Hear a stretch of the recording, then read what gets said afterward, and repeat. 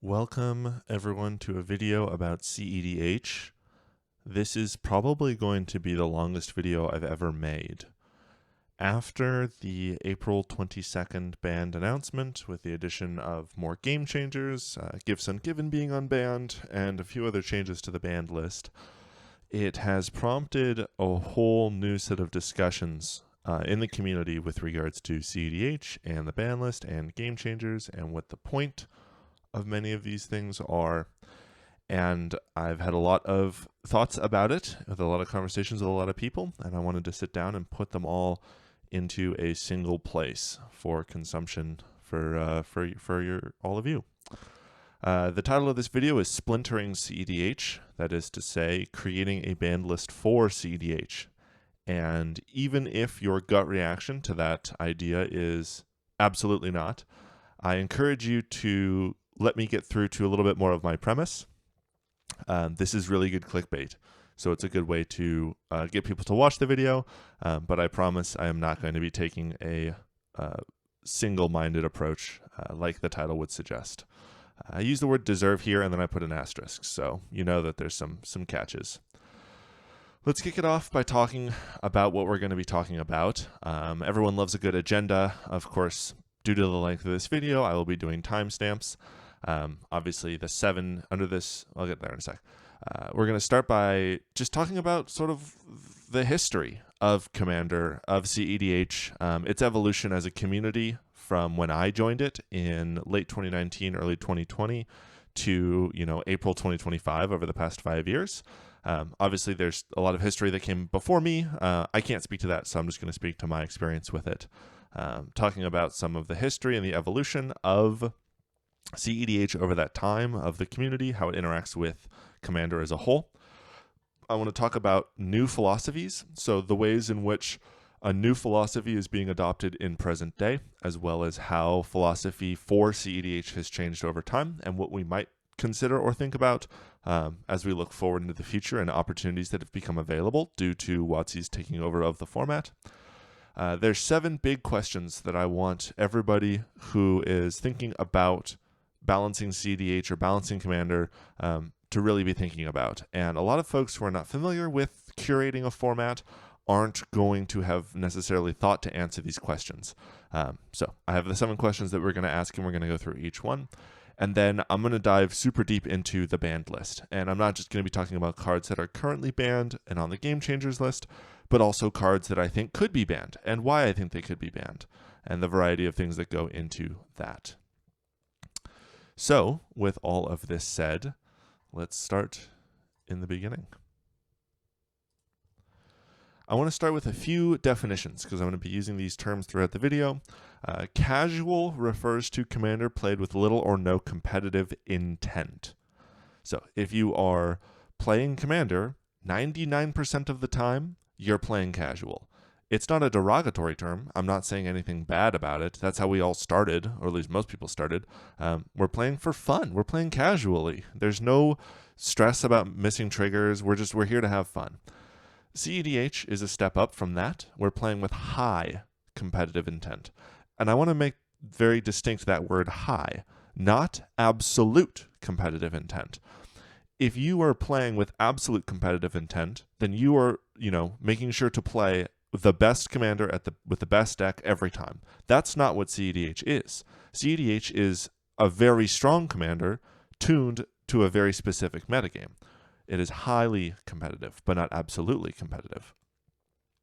tEDH is the final bar above that. Commander played with financial stakes. There is money on the line. You paid to be there, and there is money to be won, and you are playing at a competitive rules enforcement level. And the reason I'm making this distinction is that there are a lot of decks that are quote-unquote cEDH viable that are not viable in tEDH, because you will not win money if you play those decks. That doesn't mean they aren't cEDH decks and that they don't follow the spirit and the idea of high competitive intent, but that they just cannot make the cut in a tEDH environment where people have put in thousands of dollars and for flights and thousands of hours of their time and money down for the entry, and they know how to play at Compa Real. There's a different environment that you get into when you play in cEDH, and so I want to make some distinctions there because we're going to be talking about all three of these groups of people: the tournament grinders, the casual competitive players, and then the purely casual for fun players, because all three play into the multifaceted big mess that is Commander as a format, which is great. That's awesome. Not a lot of places get to encompass so many different groups of people, but it leads to complexities with a banned list. Let's talk a little bit about my history and experience with the format. Flash, we'll talk about in a second, but it was legal when I started playing in 2019, 2020. And during this period of time, cEDH was a relatively small community. It was relatively niche. There were not a lot of cEDH players. It certainly wasn't anything resembling a household name. And a lot of people advocated at that time that cEDH needs its own banned list because there are cards that are not well suited to Commander play that live on the banned list. Cards that are simply not good in cEDH, like Sway of the Stars. That's not a good card for a cEDH deck. And so the idea being to free up some of the cards that were banned for reasons pertaining to casual, give them to cEDH players. That would be a reason to create a separate format. But at the time, cEDH was all about breaking Commander. It was breaking the casual format. It wasn't about playing a different competitive multiplayer format. People wanted to play Commander at a very high level, not some other format that's not Commander. One of the pieces that existed in the format philosophy at this time, and existed for most up until a few months ago with the Dockside Mana Crypt bannings and the passing of the mantle to Wizards of the Coast, was this idea of signpost banning. And if you're not familiar with signpost bans, the idea is that to help players understand what types of cards cause negative gameplay experiences, you ban a specific card. And that card represents cards of that category. So for example, Golos did a good job of signposting the idea that you shouldn't play generic value commanders just because you can and that they fit into every deck. Let's say the Moxen represented fast mana. So, just because Chromox and Mox Diamond and Mana Vault and Mana Crypt are all legal, well, the Moxen represented that maybe you shouldn't always be playing with them. And the idea was that if players understood that there were types of cards that they're not supposed to play, that they will self-regulate into their inclusion of them. If Upheaval's banned and Cyclonic Rift looks like Upheaval, then maybe we shouldn't play Cyclonic Rift because it looks like a card that's banned, and the card that's banned is banned for a reason. So that was the foundational principle of this signpost banning. And when a card wasn't being self-regulated, right, when it was escaping, when it was breaching containment of the casual sphere, right, we'll say, the brackets 1 to 3, now that we have some modern terminology for it, when a card was breaching containment from bracket 4 and 5 power levels into brackets 1, 2, and 3, that was a good indicator that the card might need to be banned. And so a card like Hullbreacher, which was very, very powerful and had a lot of impact both in cEDH and in casual play, saw so much casual play that it had to be banned to prevent players from ruining their fun, right? It's often said that players will optimize the fun out of everything, and that's absolutely true. Even in a format where you're designed to have fun, sometimes people need an extra notice that they're maybe doing something that's not very fun for the table. I think another good example of that is Paradox Engine, which is a card that can take very, very long turns. Generally speaking, and again, if you're a cEDH player and you're listening to the casual side of it, right, there's some natural pushback where it's like, well, I have fun doing this thing, or I don't mind experiencing this thing, but the vast majority of people who play Commander don't. And they don't enjoy watching their opponent goldfish, and that's a lot of what Paradox Engine gameplay looks like, especially if you don't have a large amount of mechanical skill. Casual Commander is not a format that demands a high amount of mechanical skill. It's not a skill testing format. It's not designed to be a skill testing format. And so when you give a player whom is not as experienced with handling a large number of triggers and mechanics a very trigger intensive, mechanically demanding card, they're naturally inclined to go, ooh, this is a fun toy, I'm going to play with it, and then they play with it for 25 minutes and nobody else has any fun. So there's some examples here where how signpost bans generally guided the way Commander philosophy was led, with the sole exception of Flash. And again, I started playing cEDH while Flash and Protean Hulk were legal. There was a brief period of time where Protean Hulk was the banned card, then they unbanned Protean Hulk, then their Flash was a banned card, and then they unbanned Flash. And at one point in time when I started playing, it was right after Theros Beyond Death had released, and Flash Hulk decks went from being a variety of different Hulk piles to there is one good Hulk pile, and it's the one with Thassa's Oracle in it. So Thassa's Oracle, Nomads in Core, Cephalid Illusionist, mills your whole library with a trigger on the stack. You cast no more spells, you require no permanents in play. For the most part, you cannot interact with any of the permanents, right? Removal does not beat this like it does a Laboratory Maniac line, because once your library is empty, the trigger resolves. So you need both Grave, you'd be able to need a piece of removal for one of the creatures, and then Grave Hate, because you can mill the entire library in response to the removal. So it created this multi-axied threat with Flash and Hulk. And it led to the fact that this combo could be assembled as early as turn 1 or even turn 0 with Gemstone Caverns and a Spirit Guide. People ending up in these standoffs where everybody has a gun pointed at each other.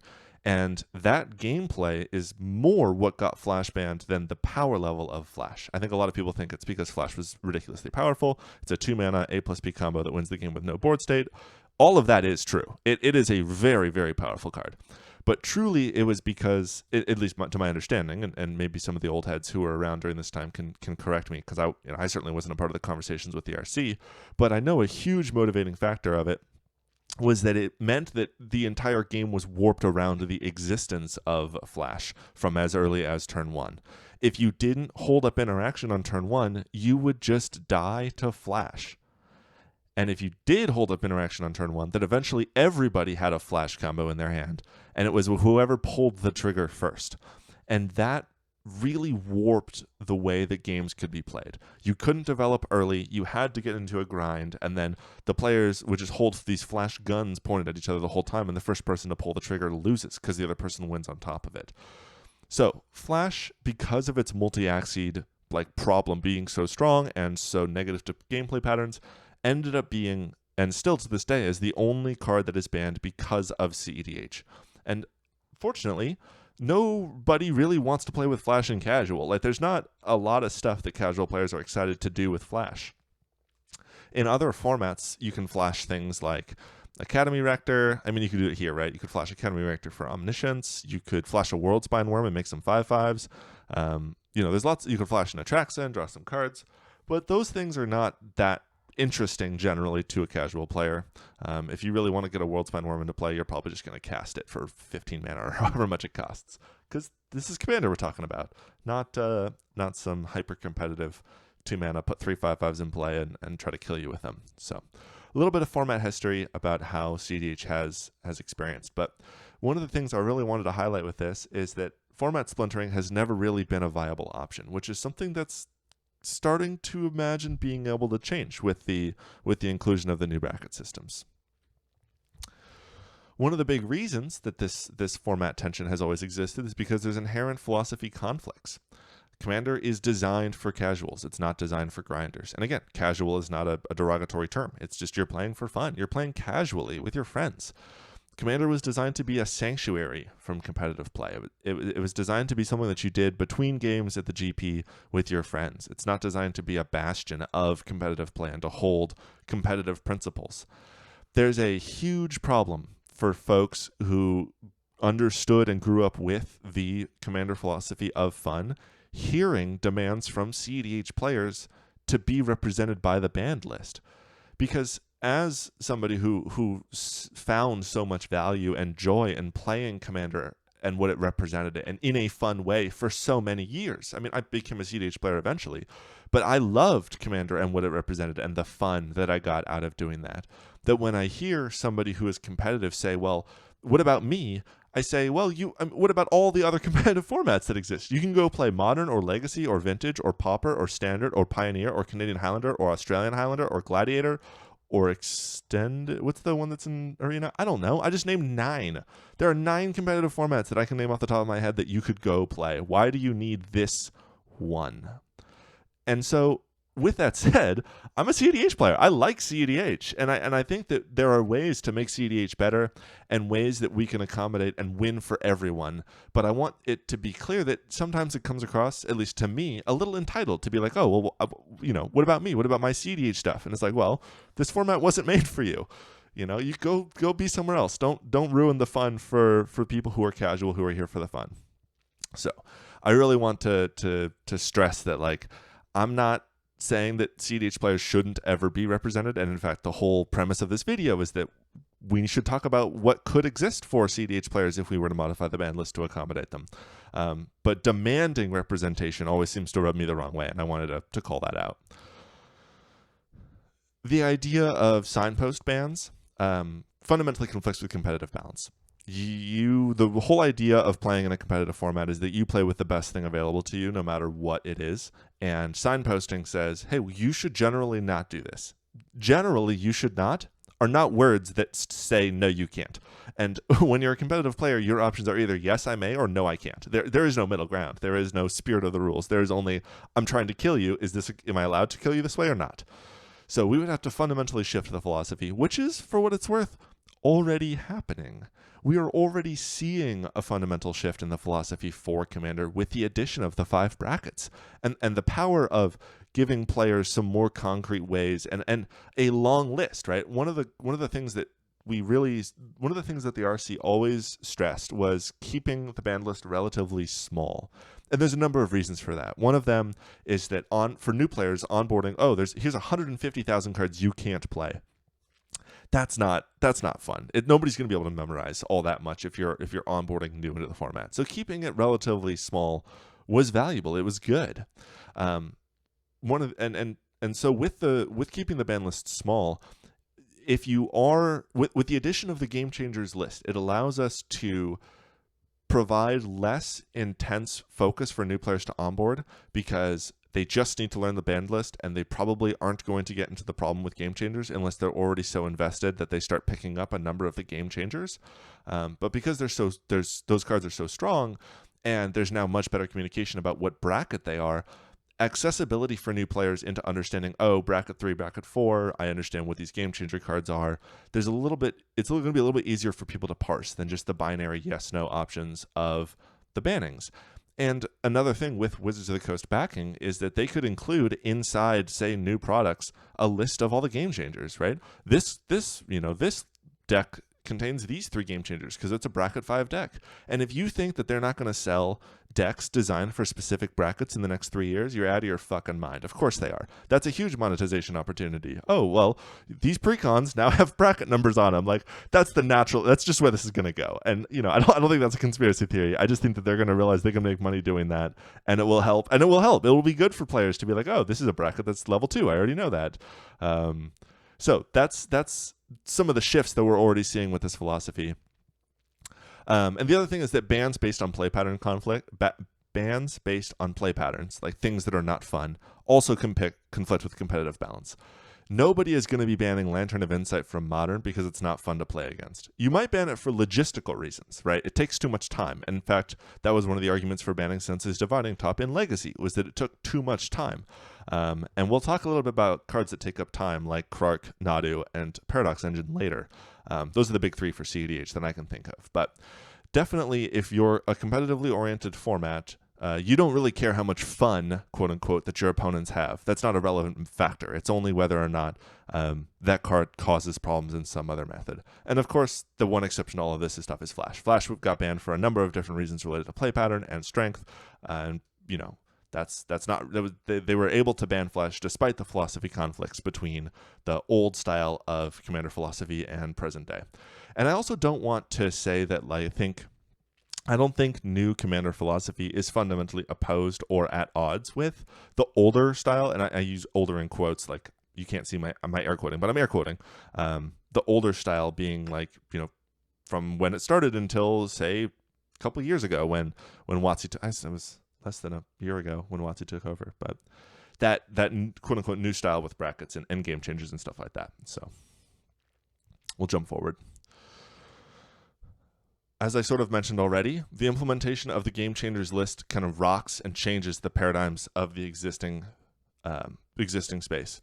Cards that cause negative gameplay experiences have a space to live that is not the binary of banned and unbanned. We don't have to deal with signpost bans anymore because your signpost of one card like Upheaval, all of the other cards that remove a bunch of permanents to their hand, they can just be game changers. You have a list that can be expanded to this massive degree that didn't previously exist, which opens up a lot of flexibility.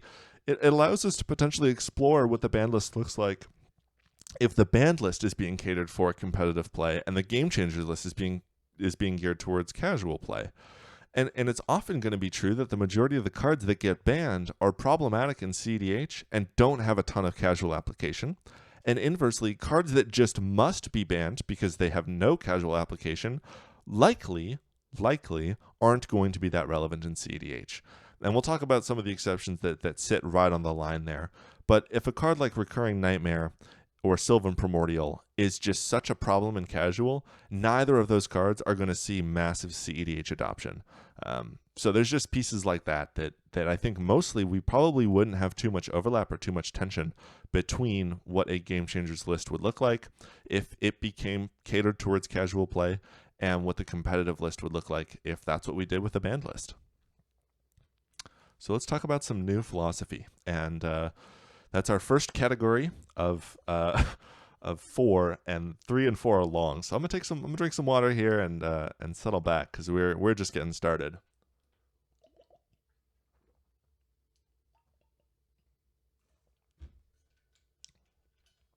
Okay. We're going to talk about iterative versus foundational philosophy. One of the things Banned announcement comes out April 22nd. A lot of people talk about, all right, well, what's next? What's the next thing that we do? That's iterative. There's an existing structure. There's an existing ban list. There's an existing philosophy. There's an existing vision. And we are iterating on that. We're asking questions like, how do we make it better? We're going to change 1 or 2 different things. The scope is not super huge. This is sort of the default way that people process or consider evaluating or changing a system that they're familiar with.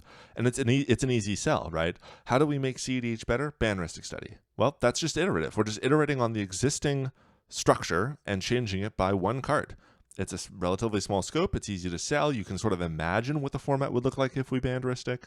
You can really see and understand the scope of an iterative transformation versus a foundational approach. How do we build the best system?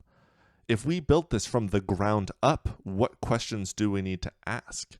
There's no scope limit. It's not, oh, how do we change what people know? It's, what if we were to build something from the ground up to meet the desires and the needs of this group, of this community, of these people? It's controversial. It's much harder to sell the idea that we should restructure everything from the ground up. But I think there's a lot of value in understanding what a foundational restructuring would look like. And that doesn't mean it has to depart. It doesn't mean that the foundation won't lead to the same building. But it means that the groundwork that is done at the very base level is resonant all the way through the building. That the ideas and the philosophies upon which you rest the structure of a competitive format and the principles by which you balance that format are resting on a bedrock that was designed with that format in mind. The biggest problem that I see with balancing cEDH with an iterative model is that because the foundation was built with casual play in mind, it does not have the concrete bedrock that it needs to truly thrive and grow in the same way that it could if it had a foundational bedrock. Because there are challenges that I would make to existing philosophy on a foundational premise that you can't make on an iterative one. And we will get to those. Trust me. Here are some existing philosophies that are worth talking about. To start, the fewest ban cards as possible. That, I think, is still a good philosophy. We absolutely should have the fewest number of banned cards as possible. And from a foundational standpoint, right, the idea that this is an eternal format and you're trying to play with whatever you want, right? This is not a modern, this is not a pioneer, this is a legacy or a vintage. This is a Canadian Highlander or an Australian Highlander. We are trying to ban as little as possible because we want people to play with cards. Playing with their cards is fun. So, fewest banned cards as possible. That's an old philosophy and a new one. I think we're going to stick with that.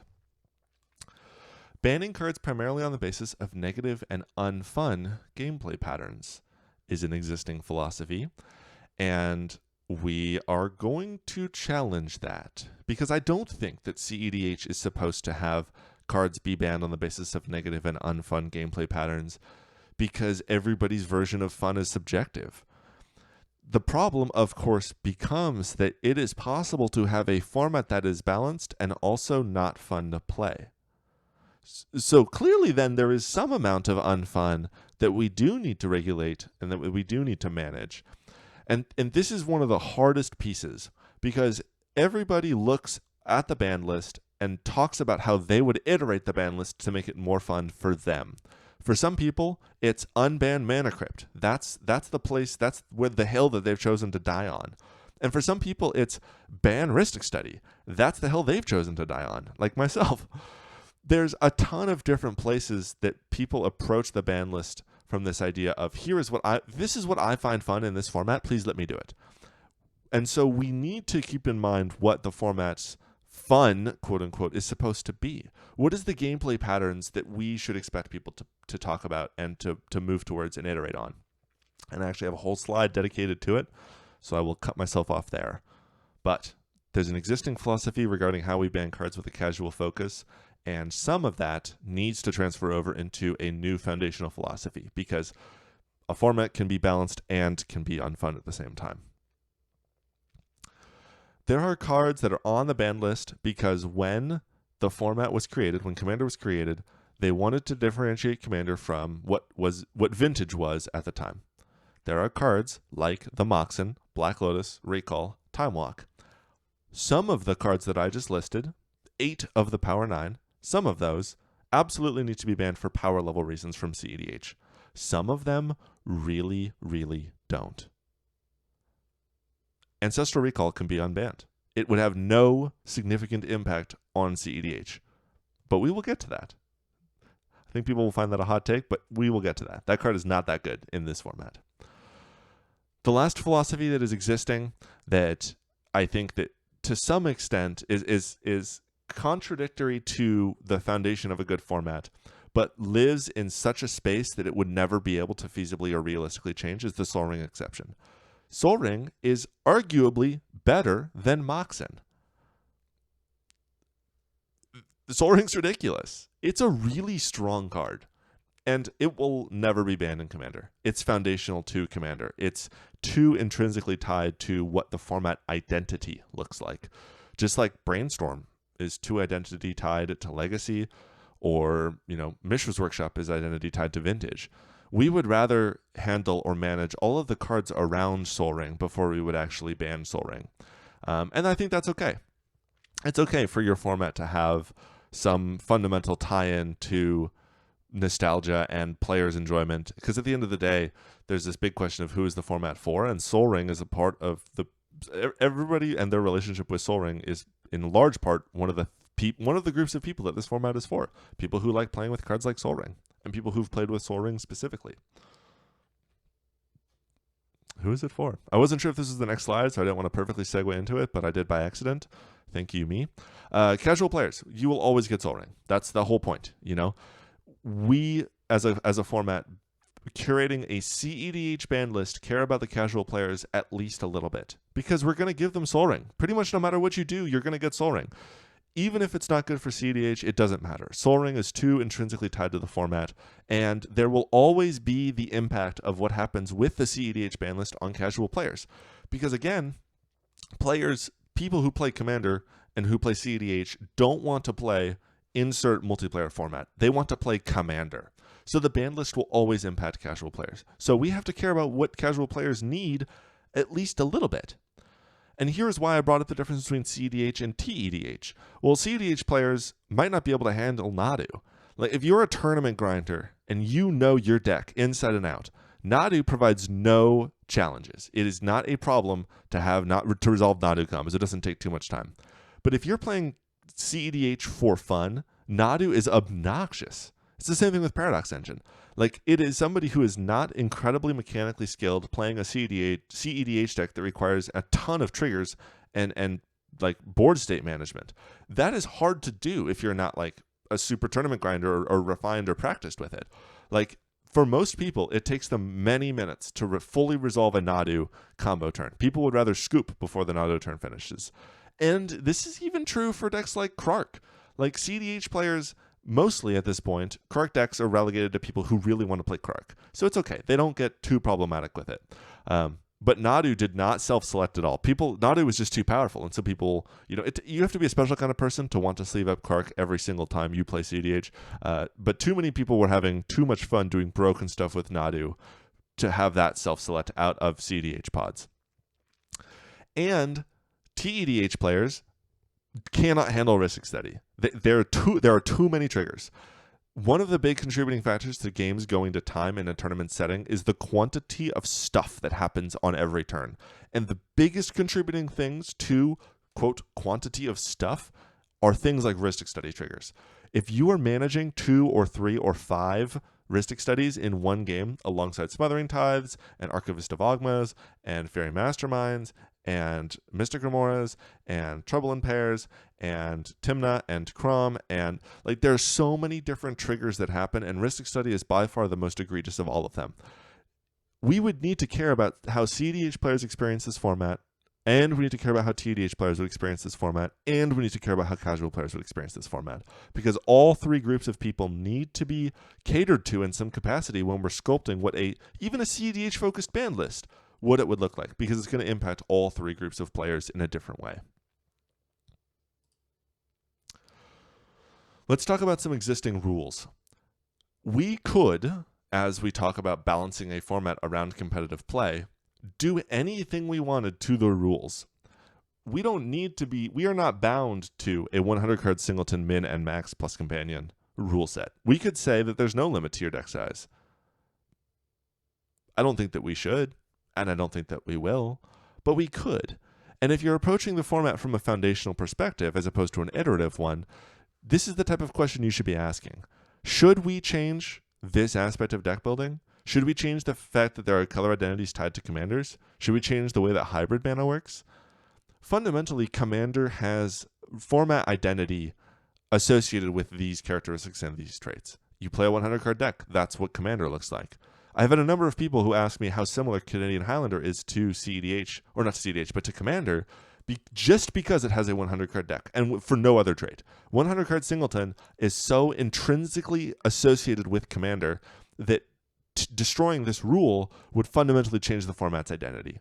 And while we can absolutely approach, well, does this make sense from a competitive side to have this rule? No, it doesn't. We should get rid of the 100 card, maximum limit. You should be able to play Battle of Winston Commander, whatever. You could do all sorts of stuff to make that argument. But fundamentally, the identity is that you play a 100 card deck. And that identity is more important as a part of your foundational basis than it is to try to fully optimize towards what a new, completely competitively oriented format would look like.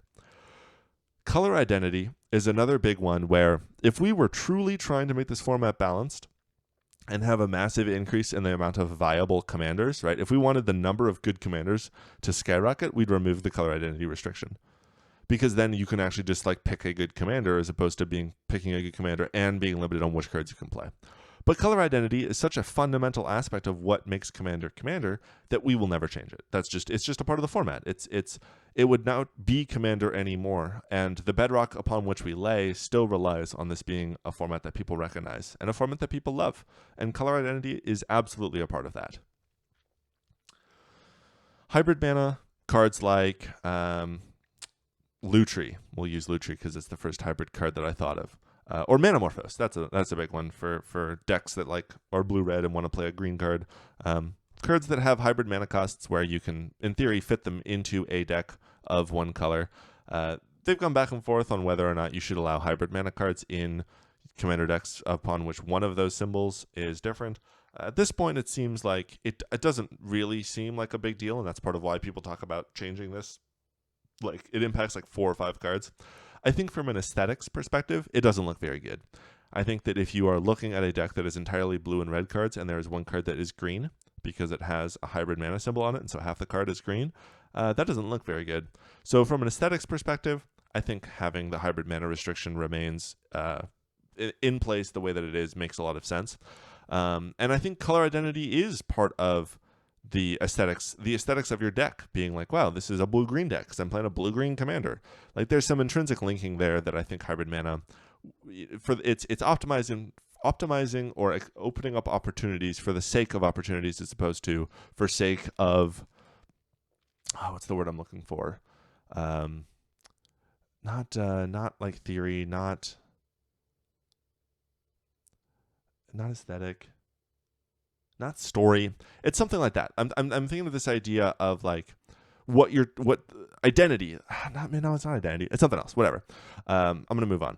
The point is, part of the story that you're telling with your deck relates to the colors that are involved. Oh, I'm a blue-green deck. I'm an Azorius mage, or I'm playing Rakdos. And hybrid getting in the way of that. Oh, it's Rakdos with this one extra card that happens to have green in it. Like, that doesn't seem quite as coherent. So, I think you could make an argument either way, but hybrid mana, I think leaving it the way it is totally fine.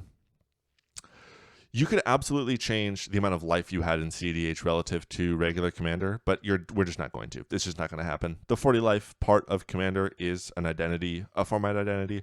cEDH having different rules for life totals as opposed to Commander would never fly. That would just never fly. It would never happen. So 40 life it is. We're stuck with that. That's okay. 40 life is good. It makes for a very unique gameplay experience where certain cards that pay off life are much stronger in this format than they are in other formats. And I think that's generally okay. The other two under gameplay here, under existing rules that we might want to challenge on a foundational perspective, specifically for cEDH, but there's some argument to be made that you might try to convince people to do this in a cEDH context.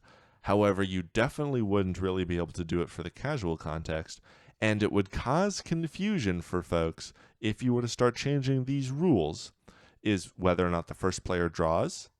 Right now, every player draw. It doesn't necessarily need to be true that the first player draws. The second is the free mulligan. And there's also a ton of things you could do, like, oh, well, the person in seat 3 draws 2 cards in their first turn, and the person in seat 4 draws 3 cards in their first turn.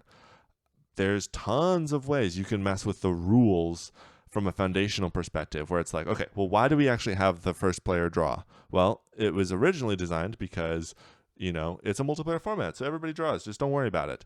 And why do we have the free mulligan? Well, because we want people to play Magic more than not play Magic, so they get a free mulligan.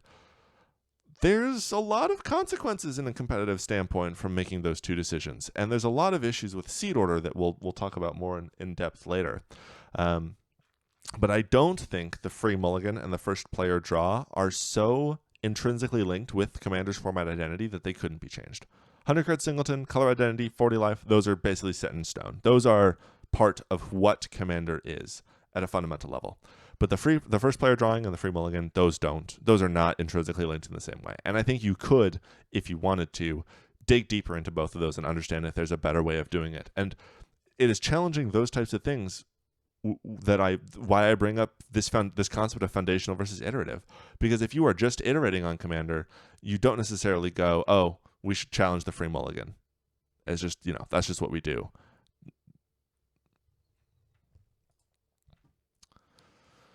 Part 3?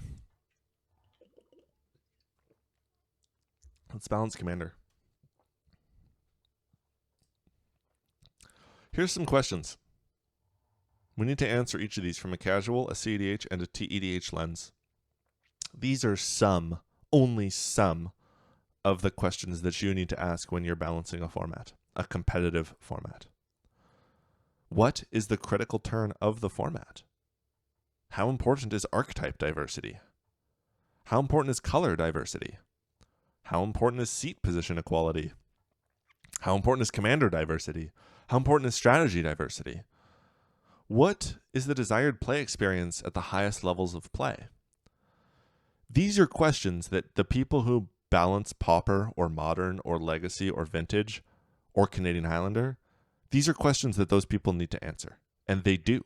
And they are able to discuss and codify and provide reasoning behind what it is, why it is they make the changes that they make in order to fulfill one or more of these goals. And oftentimes there are things that are stated, fundamental understood preconceived notions of what the format's going to look like. This question, how important is color diversity, is warped in Eternal formats like Legacy and Vintage because of how much stronger blue is in Eternal formats. That's just like the thing. It's just the way that blue has been for decades at this point. Eternal formats have more blue than they have other colors, and blue is stronger than other colors on average in aggregate. Is that true for cEDH? Do we want that to be true for cEDH? Let's answer the first question. What's the critical turn of the format? In cEDH, the critical turn is the turn upon which your deck needs to be able to do something that matters. Either win the game or interact with somebody winning the game. And in a world with Crypt and Jeweled Lotus and Dockside and Nadu, but mostly those first three, it was like 2. It was like turn 2, 2.5. If your deck wasn't winning or interacting by turn 2, especially if you were seat 4, like if your deck can't interact on turn 2, seat 1 on their turn 3 is going to kill you before you get a third turn. So turn 2 has historically been the critical turn of the format. And more, specifically with those 3 bans, it's becoming turn 3. Because more and more players are going for fewer super fast wins and more prolonged wins. A few turns later with a few more pieces of protection, or a stronger, an uncounterable win, or a risk study grind. And the critical things that speed up or slow down your format are access to the mana, access to tutors, and then subsequently what those tutors find in their combos. A fundamental thing that is intrinsically true to Commander with 40 life is that combat doesn't matter. It eventually matters, and there are some commanders that do so much from a combat front that they try to make combat matter, but in the current world, in the way that cEDH is, access to mana, tutors, and combos is so high that combat doesn't matter. Because a turn 2, turn 3 format, there are no aggro cards in this format that are not combos that are able to do 120 damage within the first 3 or 4 turns. So, truly the format comes down to, if everybody's playing with the best combos and the best mana and the best tutors, these games are, determined in some meaningful capacity around turn 3. And for a high-power format, that's not necessarily a bad thing. Like, I know for a while, and forgive me if my modern knowledge is out of date. In fact, I'm certain it is, because I played before Modern Horizons. But back before Modern Horizons, combo decks that were able to win reliably on turn 3 or earlier than turn 3 tended to get banned. It was like Modern is a turn 4 format. Maybe it was turn 2. Decks that reliably won on turn 2 got banned because Modern is a turn 3 format. But it was something along those lines, where fundamentally this critical turn for the format was known. It was stated, and they used to say, well, this combo deck is just too fast for the format. We are banning it, or banning a piece out of it, so that it is not that fast, because it was too fast. And that's something that we should be considering for cEDH. What is the critical turn of the format? How fast should decks be? What type of speed do people who are playing cEDH want to experience? And that is a lot of variance. Mana Crypt makes the format a lot faster. Moxen make the format a lot faster. Black Lotus makes the format a lot faster. Removing all those cards, removing Dockside, removing the speed, that changes the way the format plays. So what's the critical turn going to be? How important is archetype diversity? In other formats, we have, these sort of 5 big macro archetypes: aggro, midrange, tempo, control, and combo. In cEDH, there's combo, commander combo, and stacks. And then in tournament EDH, there's combo and commander combo. Because stacks is not viable in tournament EDH. And I'm sorry, stacks players, but you don't win anything. And if you're a stacks deck like Magda, you're a commander combo deck that just happens to play stacks. Combo is basically the only thing that's good to do in this format. Aggro relies on this idea of beating your opponents down quickly. Midrange involves eventually killing them via combat damage. Tempo is like leveraging 1-for-1 trades and resources to beat them down with damage. control is to slowly suffocate the board and then beat them down with damage, and then there's combo. And with 120 life, you just can't do any of those other things. It just doesn't work. This whole format's defined by the combos that are in it. And so during our discussion of archetype diversity, we're not really talking about classical archetypes. We're talking about different strategies. We're talking about strategy diversity, not archetype diversity. Because what combos each deck plays, when you have such a massive quantity of cards in their library and life on their life pad, you need to kill with a combo. Nothing else is fast enough to kill with a combo. Nothing else is fast enough to kill other than combos. And for a while, Stacks was a deck that people played, playing like Resource Denial. And one of the other big things about non-commander based combos is that the viability of Stacks is intrinsically tied to what combos can beat the Stacks. So if your whole idea of your Stacks deck is to play a Rule of Law effect, and then your opponent has a combo that wins with casting a single spell, your Rule of Law deck falls apart because that combo just beats you every time, and you can't interact with everything. You can only interact with some things. So the viability of non-combo strategies is entirely related to how strong those combos are and what types of pieces they can play through. Is that a problem? Like, that's the actual question here. Is that a problem that Stacks is mostly non-viable because all the combos are really, really strong? I don't know. I mean, for me, I'm a combo player. I don't really care. But there are definitely players out there who want to play more controlling decks. Why are those decks being forced out of viability by not interacting with the combos that exist? There's some food for thought. There's a question that we need to answer before we could decide what the ban list should look like. How important is color diversity? Blue is the best, then it's black, then it's white, then it's red, then it's green, in that order. And I'm not going to be taking questions on that. That's correct. Commander strength creates an artificial color diversity in the format, because if you have a commander that is blue and green, it's going to mean that blue and green shows up a ton. But that's artificial because the commander is so strong that it brings those colors with it, as opposed to those colors are good and therefore we have chosen a commander based on that. Because your entire deck revolves around your commander, really commanders define what colors see play rather than which colors are the best. So if you're playing a 5-color deck and you have no, if we removed commanders from the format entirely, it would be blue, then black, then white, then red, then green. That would be the order of the best colors in the format. But we don't. We have commanders. And so green sees a lot more play than some of these other colors because of decks, cards like Kinnan, because that's a really common deck that people like playing that is strong. It sculpts color representation in the same way. A big thing about color diversity is that because mana is so free in this format, there are no consequences to be playing 5 colors. Many of the types of cards like City of Brass or Mana Confluence that give you rainbow mana cost you life. And we have so much life. Mana in this format is so free. Full set of duels, full set of fetches. There's no meaningful ways to do mana denial in cEDH right now. Cards like Blood Moon, Back to Basics, Winter Orb, these types of mana denial through color denial, although I don't think Winter Orb denies colors.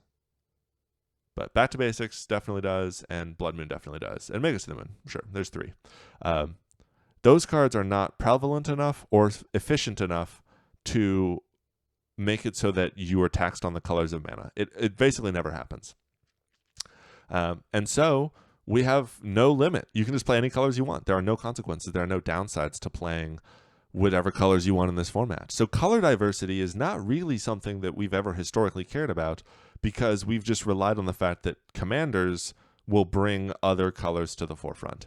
And with partners specifically, it ends up being that the partners, you can just, if you have partners and you have 4-color piles, then people will eventually just pick the cards that, pick the color that is the least good. In this case, Tymna Kraum is the best partner pile, and so they don't play green. Tymna Thrasios is probably the second best partner pile.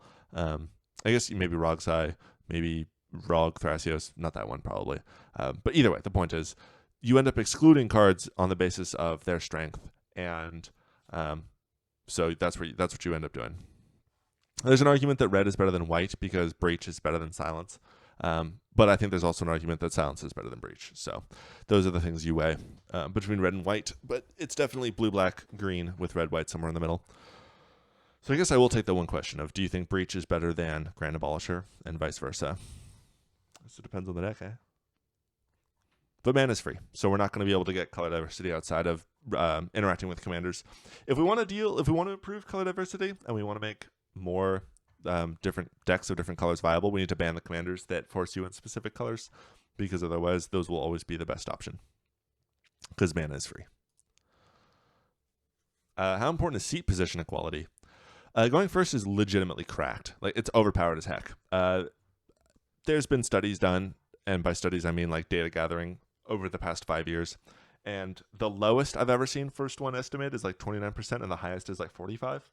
And I've seen fourth as low as like 12%, and the highest I've ever seen is like 17%. Like, if you are in seat 4, you've lost 8% chance of winning the game, just for sure, just by default.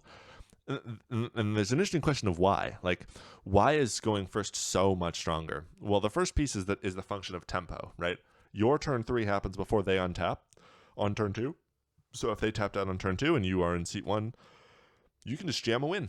And it's more likely you have more resources and more access to stuff than your opponents do, because they've, only had 2 turns and you've had 3. So definitely early game, it's a function of tempo.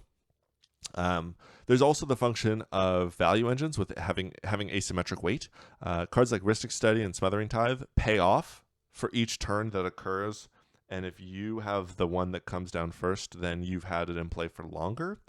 Same with Seaborn Muse. If I play a Seaborn Muse on turn 3, and then on player 3's turn 3, they play a Seaborn Muse, I've had 2 untap steps that they haven't had with my Seaborn Muse. So the value engine coming online sooner in seat order has an asymmetric weight to it. And then there's a question of, like, can we actually just address this with balancing the cards? Like, if there are cards that are stronger from behind that we could pull off the banned list, like, does that help? Can we ban cards that have asymmetric weight, or cards that cause the game to end so fast that initial tempo swing is less relevant or less applicable? Or would we actually need to adjust the rules in order to improve seat position equality?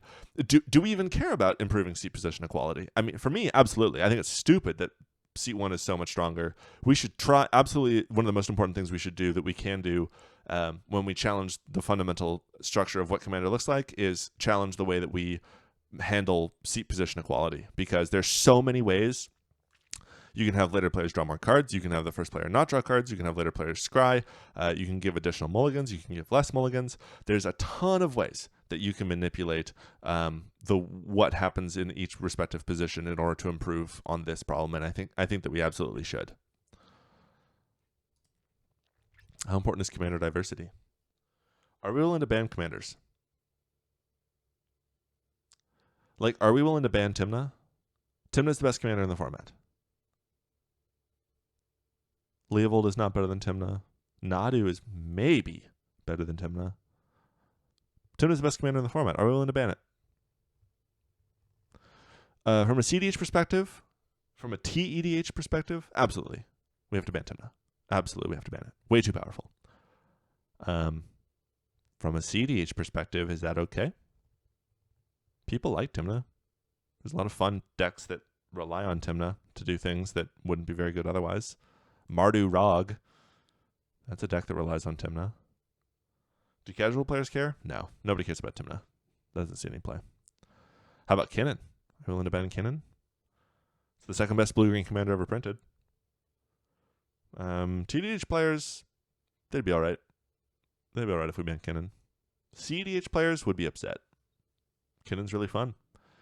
It's a deck that appeals to a lot of players who want to do big splashy things, because you can spin Kinnan into like 9 mana Void Wind Wars. That doesn't happen in many other decks. It would definitely be a loss to cEDH players. Casual players also love Kinnan, and I mean, that's why he's a part of the Game Changers list. Deck's really strong. Are we willing to ban Kinnan because cEDH needs it? This is a really tough question, because we have to be consistent. If we're going to ban Tymna because she's too powerful in a cEDH perspective, and the next best commander that we need to ban is Kinnan, then we need to ban Kinnan. And if we need to ban Kinnan for TDH, are we willing to do that? How good? Where's the line for that strength of that commander? Like, I've got a bunch of commanders we'll talk more about later, about which ones we might ban and which ones we might not. So I'm not going to go too much deeper. But like, where are we balancing around our commanders? Do we have preferential treatment towards commanders that bring unique things to the table? Like, Winota does something unique in the context of cEDH, as does Yuriko. Those decks don't operate on traditional combo axes. Like, yeah, sure, Yuriko has Thassa's Oracle Consult in it, but it still operates at with a unique strategy in mind. Does that mean that we are prepared to let them ride because they are unique and interesting in a way that other commanders don't? Are we more interested in banning partner piles?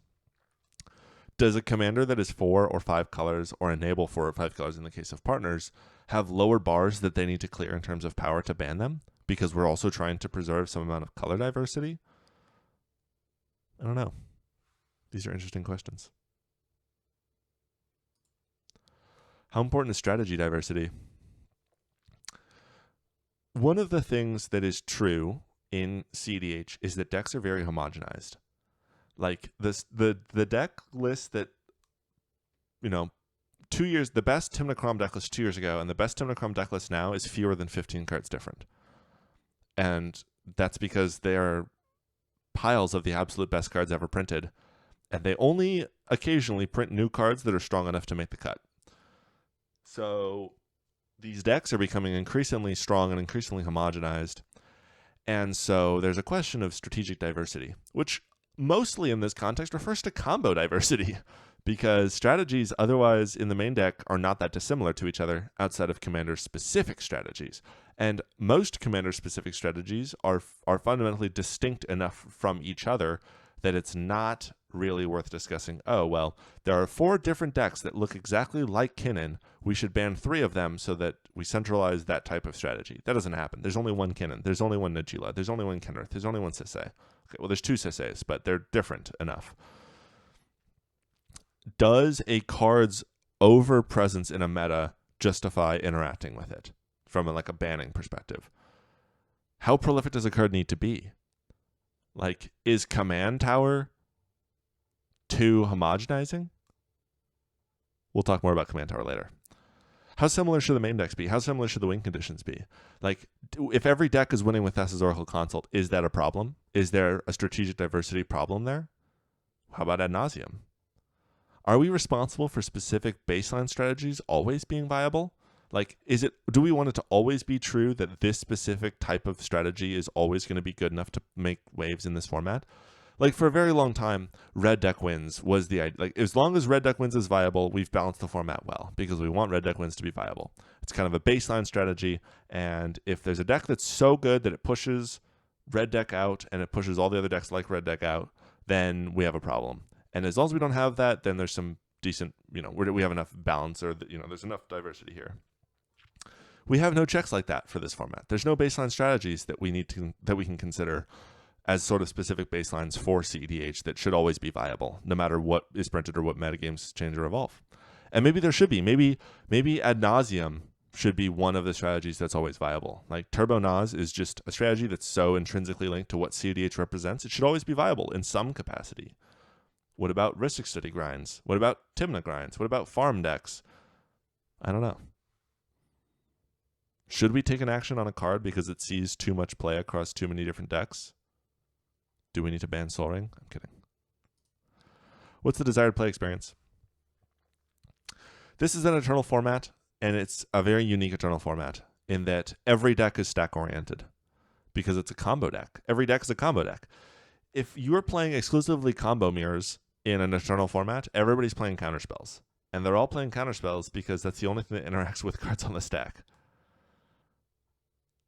If we removed certain combos, would that still be true? Could we remove the high stack orientation of this format? I don't think so, because I think it being a combo-oriented format is a part of the format's identity, and it's part of what people enjoy about it. It's a high-power Eternal format. But there are some other things that I think are not intrinsically linked to what cEDH is, to the stack-oriented nature, to the combo-oriented nature, that we could talk about adjusting. We've already talked a decent amount about Flash and the instant speed win condition problem that exists, but there's other ways now to win at instant speed. Are those potentially problematic with the standoffs that they create? Is that a play experience that we feel people should be allowed to do or have to deal with, depending on your perspective? What about those crazy high trigger count games where you have 3 heuristic studies? For some people, that's a mid-range slog. It's a nightmare. For others, it's really fun. That's a desired play experience that we either do or don't want depending on the perspective. And I think there's some options there that we have. Myself, I don't want to play an heuristic study meta, but I know there are people who love it. Are we going to make combat viable? I don't think you can without destroying what cEDH represents. But if that was one of our goals, if we wanted Winota to be a very strong deck or Jetmir, like we would need to make some conscious effort to making it so that combat had more legs, more room to work with to be viable. And the same with stacks. If we want stacks to be viable, then we have to interact with the combos that exist in the format. You can't stacks everything. And so there's always going to be a lane that's left open, and that lane that's open, well, if there's a combo that fits right in it, your stacks deck isn't going to work. All right, those are our 7 questions answered. An hour on the dot. So far, so good. One more section to go.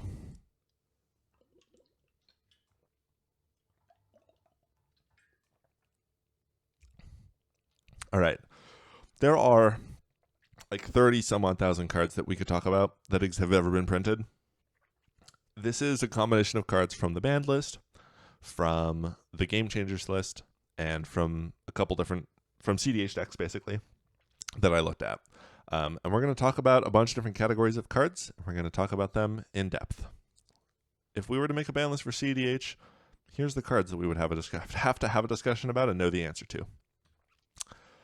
Here are some combos. There is, as a preface, as a piece to discuss about combos in this format, there are a lot of combos, the vast majority of combos, that are commander-oriented combos. Devoted Druid plus Swift Reconfiguration outlets through a commander. You could play a 3rd mana outlet, Kin and Basalt outlets through a commander, so that, there's a lot of pieces where the A and the B are played in the deck, and the C piece of the combo goes in the command zone. Food Chain, for example. You play the Food Chain, you play the Squee, and you put your outlet in the command zone. Those are not combos that I want to talk about in the context of combos, because those combos, you would interact with those combos through the commanders, right? If Food Chain is too good, you probably would interact with the commander payoff for Food Chain, as opposed to interacting with Food Chain. Actually, that's a terrible example. You would totally interact with Food Chain. If Thrasios is a problem, there's like 50 different ways to make infinite mana and outlet it into Thrasios. You just ban Thrasios if the problem was Thrasios and infinite mana was a deck that was too strong. But for a card like Food Chain, yeah, you just ban Food Chain. So, bad example, but these combos are all self-contained. Laboratory Maniac, Jace Wielder of Mysteries with cards that clear the library. Doomsday with Laboratory Maniac or Jace. And Doomsday, there's other Doomsday piles that exist that aren't those, that don't kill with Jace or Labman, but those are the easiest ones. It turns out 5 Tutors is strong. Hermit Druid clears your library, win with these empty library things. The Reanimator combo of putting a big thing into play, right? It can be a Razaketh, it could be a Tidespout Tyrant. Same with Polymorph. I should put Polymorph stuff on here. Although part of it comes from the command zone, but not really an A plus P plus C in the same way. Alurin combos, haven't seen those in a long time, but you could play them in theory if you wanted.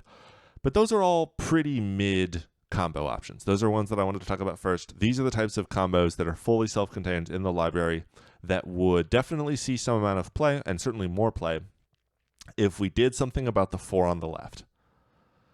Time Vault and Flash are banned, and then there's Thassa's Oracle and Underworld Breach.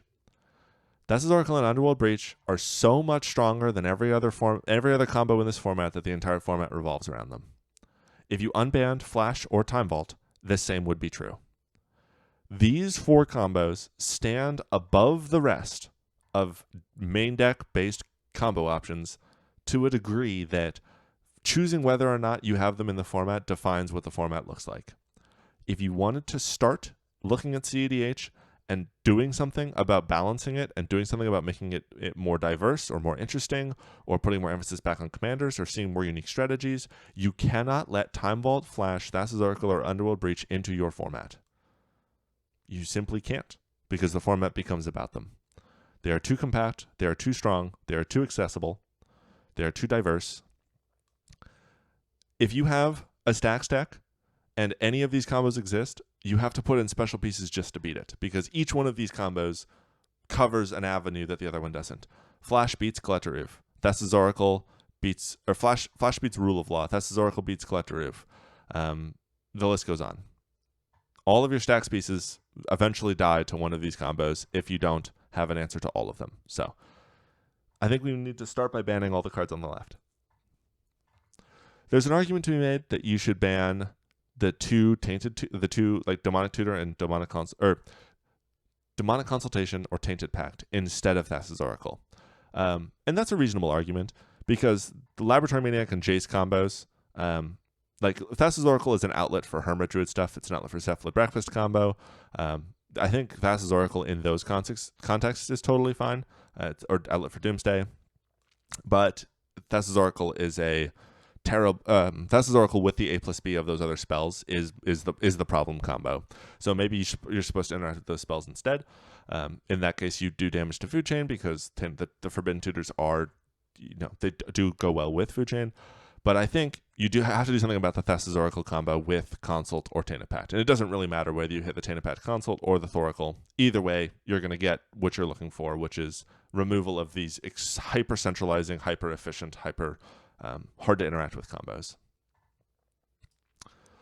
Let's talk about resource generators with the context of instant, as in you get the resource right now.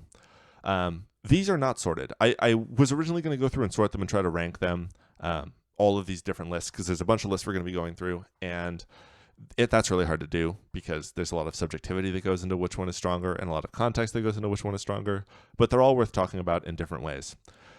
These are the types of cards, instant speed resource generators, that are going to shape the way that your players are allowed to transfer resources between different zones and through different resources. So Ad Nauseam transfers life into cards. So does Necropotence, Yawgmoth's Bargain, and Grizzlebrand. Fast Spawn transfers cards and life into mana. Mnemonic Betrayal transfers, one card into generating a bunch of draws a bunch of cards. Trade Secrets, Wheel, Time Twister, Windfall, all of those generate tons and tons of cards. Dockside generates tons and tons of mana. Channel generates tons and tons of mana. These are the types of cards where, depending on which ones you decide to allow in your format, is going to decide how much speed your format has and how much life total pressure matters.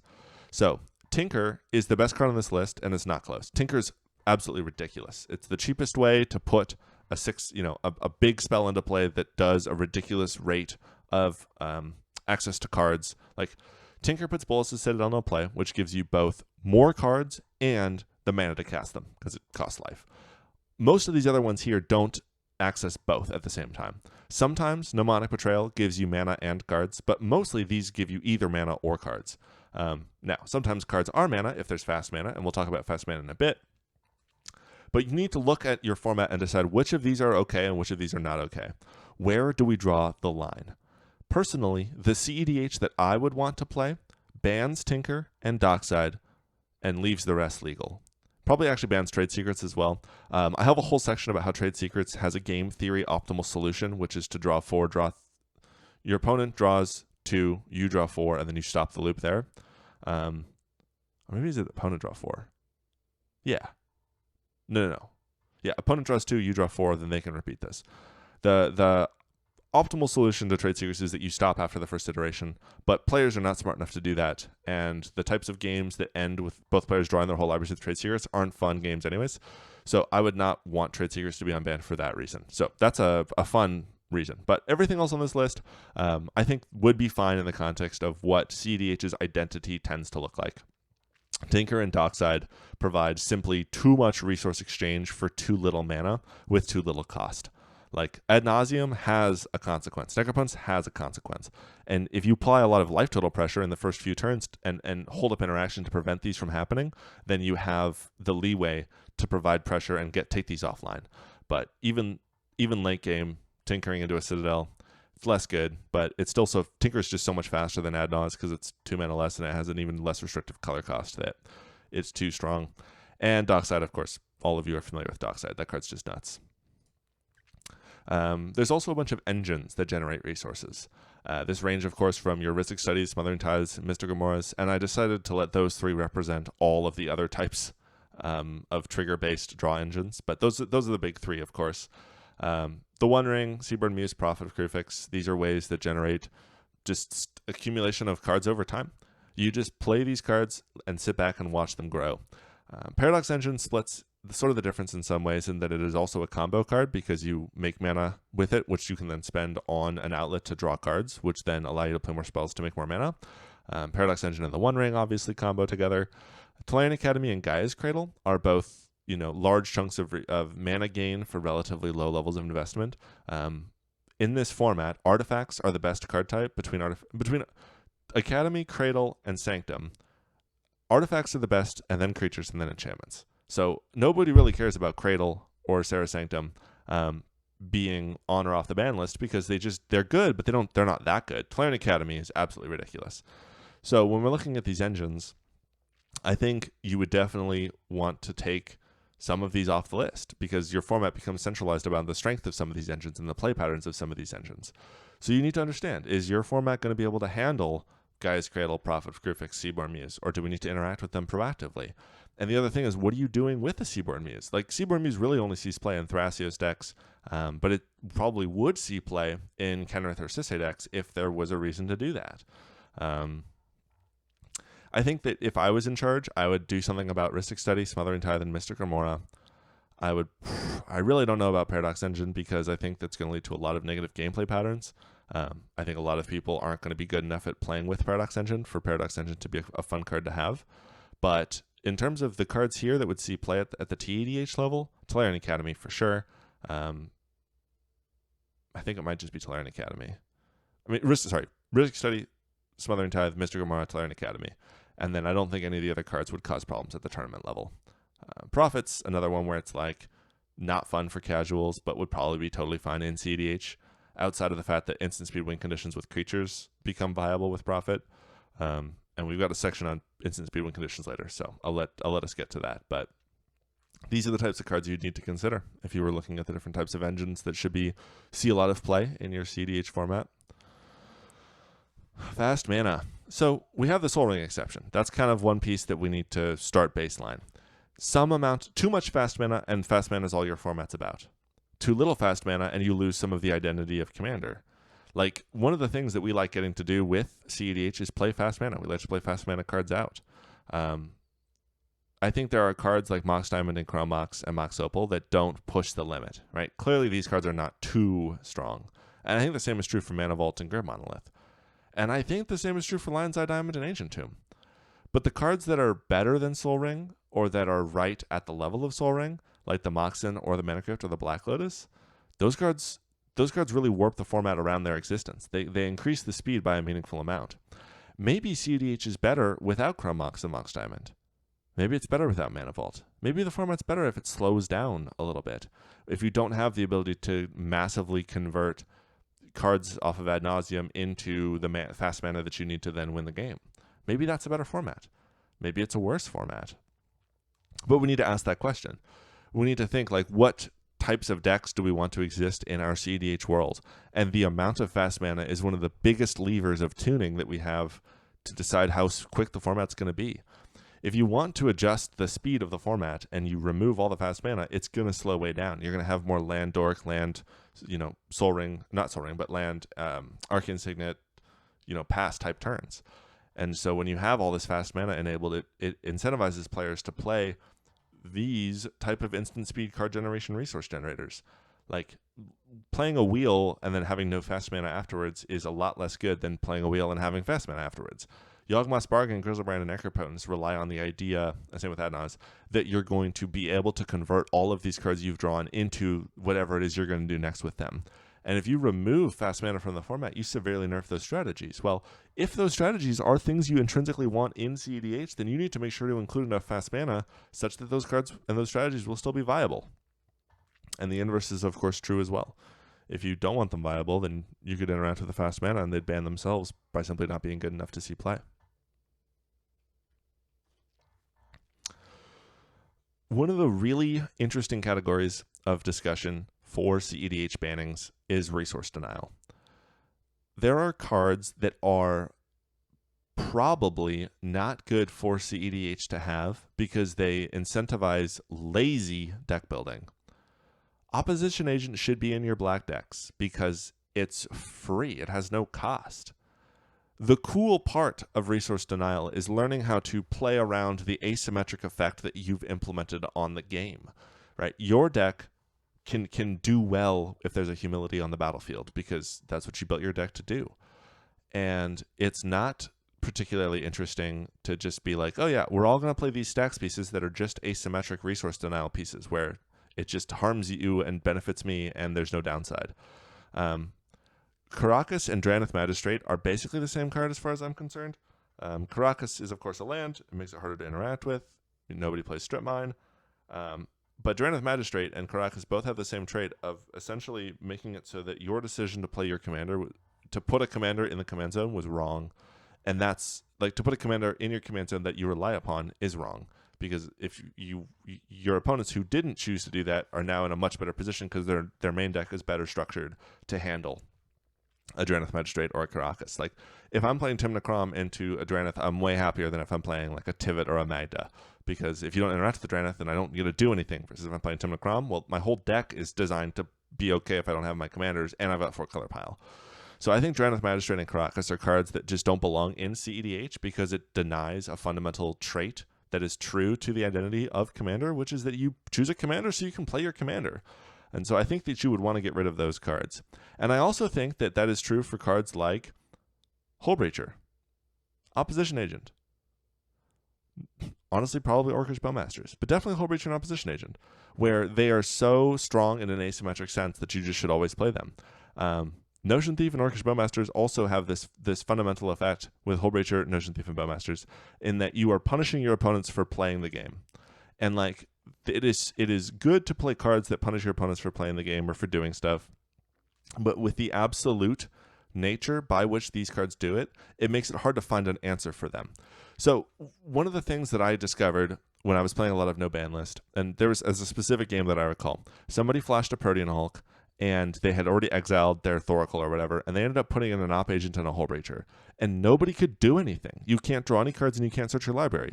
Those are the only two axes with which you can find an out to your problem, is drawing cards from your library or searching it for an answer. And so if you are stuck waiting to draw an answer through your natural draw step every turn, games grind to an absolute halt. I think that it's okay to have a card like a Spirit of the Labyrinth, because what you're doing is you're saying that I can't draw cards either, so I have a plan in my deck to kill you that's not this. But the problem with these kind of asymmetric effects is that you don't necessarily need to build your deck to be able to beat the type of effect that you're putting into play. You just want to slow your opponents down enough that you can do whatever else it is you're trying to do, which means that when there's 2 or 3 in play, it completely locks the board down. Or though I guess in Notion Thief's effect, if you have 2 Notion Thieves, each one just plays off of each other and you're fine. But the same with Bowmasters, and especially with Hullbreacher, where it's just like, okay, there's 2 Hullbreachers in play, nobody's drawing any cards, and we're just moving to the combat step. And maybe that's the strategy. Maybe that we introduce all of these and we make drawing cards super bad, and so nobody wants to play card draw commanders and nobody wants to play tutor commanders because there's all these stacks pieces for them, and everybody reverts to combat damage. But I don't think that that's what ends up happening. People end up using these stacks pieces as offensive tools, and that changes the way that cEDH plays. I think Leovold's one of the few cards that I'm actually a little bit interested in seeing, and the resource denial sense. Like, I think that it would be fine to. I think Hullbreacher still needs to go. I think Orcish Bowmaster should go. I think Notion Thief is fine. It's because it's 4 mana. It's a 3/1. It's not as strong, and making a copy of it is allows you to play through it. So there's more counterplay to Notion Thief than the rest of them, and it doesn't really see play anyways. But if it became super highly played, maybe I'd want to get rid of it. But Leovold, I think, is one of the exceptions because it doesn't have the replacement clause. It just has a limitation clause, which means 1, it's not as much of an offensive tool like Notion Thief, Hullbreacher, or Bowmasters are with wheels. Same with Smothering Tithe for that matter. And 2, you can still draw a card, 1 card each turn. So you can still draw cards off of different types of triggers. If your opponent has a Leovold in play, you just can't draw as many. So it's limiting without being comprehensively limiting, which is interesting. And I think Leovold could live on the Game Changers list and wouldn't be a huge problem for casual players. I do think cEDH players might not enjoy it. Like, TEDH would be fine. They'd be fine with Leovold. But I think cEDH players, I mean, Leovold's not a super fun card generally to play against because it doesn't let you draw cards, and drawing cards is fun. The last card on this list is Limited Resources, which will never be unbanned because of casual play. But if we were looking at it entirely from a cEDH perspective, Limited Resources, absolutely fascinating card. That puts a ton of strain on decks and their mana bases and allows you to go super deep on artifacts. So like blue-white control decks or like Shorakai and stuff would love Limited Resources because they're able to just like discard all their lands that they can't play. Other decks are struggling on mana. Creates an over-reliance on artifacts, and then if you blow up artifacts, like, I don't know. There's lots of interesting things that might be able to happen with Limited Resources. Obviously not super good late game, but it's an interesting one. It's a very interesting card. May prove to be too unfun to not have, but I think you could talk about it in the context of cEDH without having major problems. Tutors. Tutors.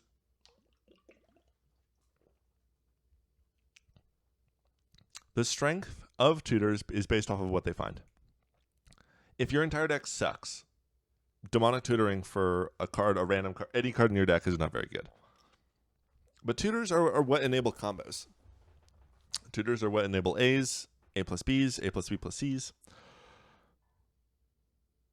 I think it would be okay to continue to have a lot of Tutors in cEDH if you did something about the combos.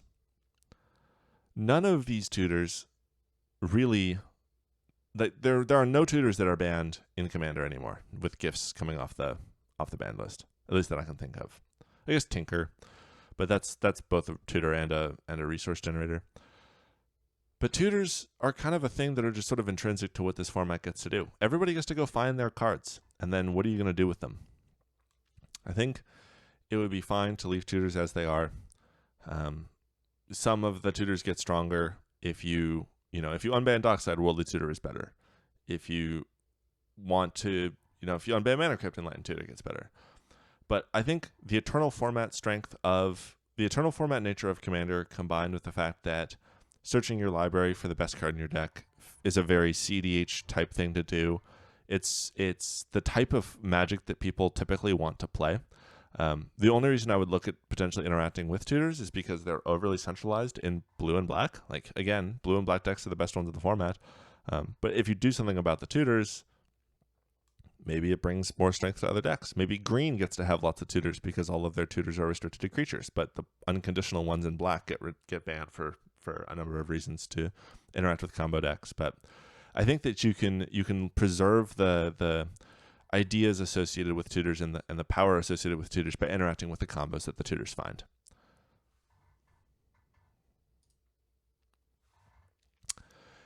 There are two types of interaction that I want to talk about. The first is interaction. Force of Will, Fierce Swat, Pact of Negation, Mental Misstep. The free interaction is the best interaction in the format. And then you have the uncounterable interaction like Odawara and Beseju that are basically purely offensive things. Abrupt Decay, of course, uncounterable interaction. Swords, the most efficient type of creature interaction. Chain of Vapor, Into the Flood Maw, all this type of stuff. There is no set of cards that do pure interaction that should ever be banned in an Eternal format like this one. Because fundamentally, this is a combo v combo format, and while there is a combo v combo format, and your combos cannot be interacted with very easily, once they're resolved, then you need to be able to interact with them on the stack. And free interaction is the best way to keep those combo decks in check. There's a refrain that I've definitely said, I know I heard somewhere, don't know where I heard it, but I've definitely heard it before from someone else. I didn't come up with this. But there is no busted interaction, only busted threats. Absolutely true. The best piece of interaction in this format doesn't win you the game. Like, it just stops your opponent from winning the game. And so we should never really do anything about interaction itself. On the flip side, protection, that is to say, cards that allow you to win the game after they resolve because they are proactive in nature and cannot be used to interact with your opponent, those are a little bit more suspicious. There's some concern that will come about where eventually the game state becomes such that you just accumulate all the resources you can and then just push something through that nobody can do anything about. There's some give and some take here. Mistrise Village, that card's brand new to cEDH. We will see what happens with the introduction of this card. But decks becoming more and more centralized around just forcing a single spell through, like a Grand Abolisher or a Ranger Captain or the brand new Voice of Victory, just forcing through silence effects because they're one of the few ways to interact with multiple opponents all at once. Like, Force of Will can stop any one piece of interaction. Grand Abolisher stops all pieces of interaction outside of Otawara and Boseiju.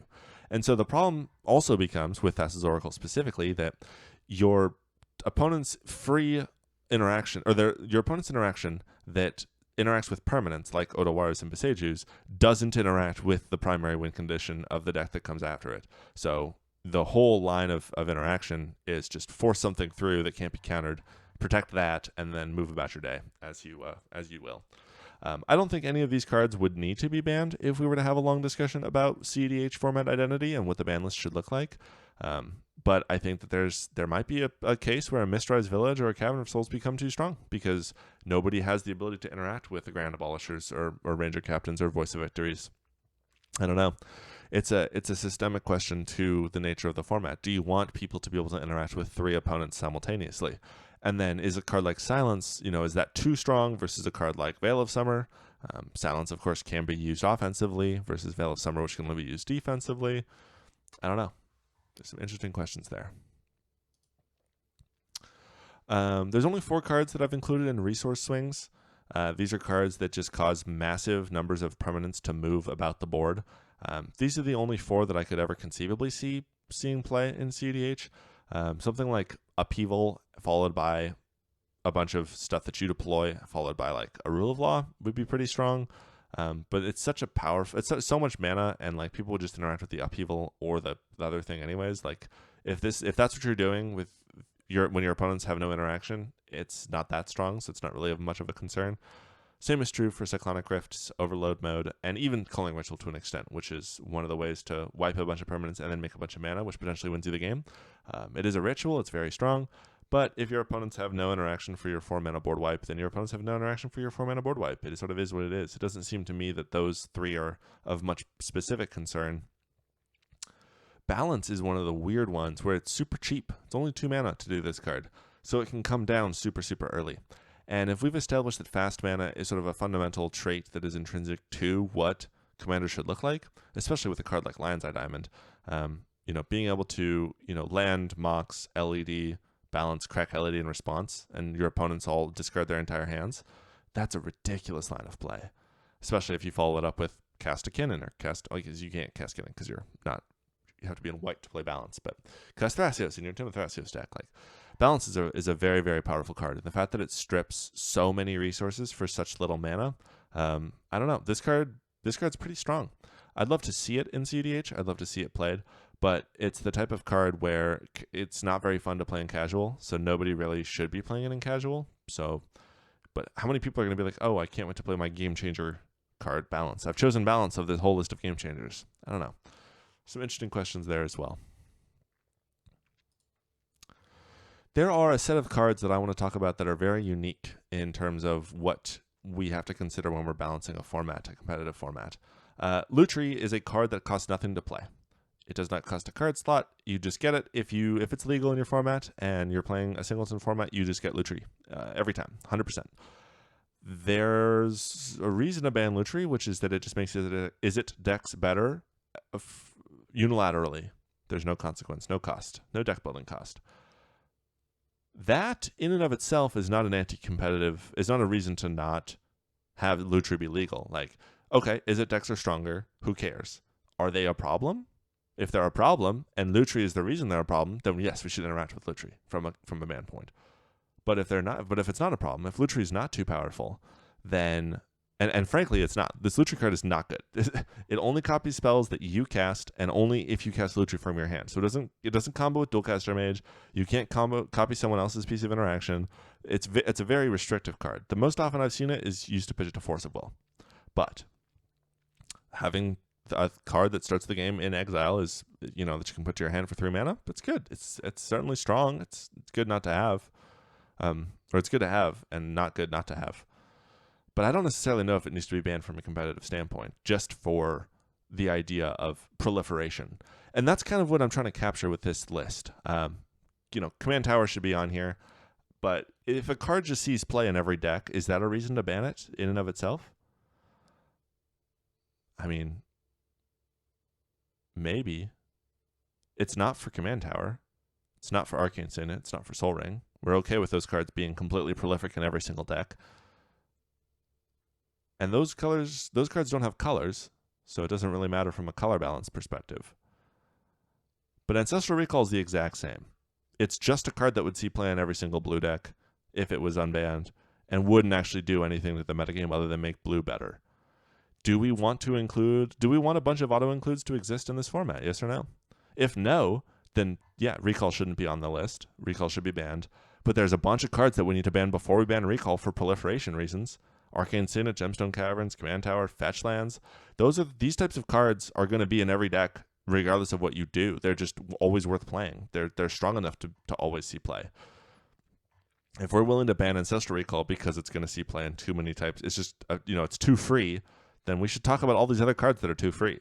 It doesn't make sense otherwise. Same is true for Time Walk, although Time Walk's a fair bit stronger than Recall. Final Fortune obviously does see play and has a downside. Time Walk is Final Fortune with an upside. Very strong, would definitely see a lot of play, but potentially is a potentially reasonable card to have in the format from a power level perspective. But the thing that we look back, if we jump back, an hour and 15 minutes into this conversation, we talked about how signpost bannings were the source of some of the original bannings. And then one of the other big things was to differentiate itself from Vintage. And Vintage at the time had Ancestral Recall and Time Walk. And if we're not banning cards for those reasons, then there's no reason from a cEDH perspective or a tEDH perspective that Ancestral Recall and Time Walk couldn't be on the Game Changers list instead of the banned list. We're not obviously talking about price. Ancestral Recall and Time Walk would become, they would double in price overnight if they were unbanned. So obviously there would be significant market considerations, but the cool thing about Commander is that it's a proxy-friendly format because we have duels, and duels are expensive, and LED and Mox Diamond, and those are all expensive. Yeah, I think we should unban. If you were to make cEDH a separate ban list, you need to unban Ancestral Recall and Time Walk. They never will. And that's just the realistic world of it. But from a foundational perspective, those are the first card. One of the first cards that come off my list is Ancestral Recall. That card's not that good, and it's really fun to play. All right, we're almost done. I need some more water.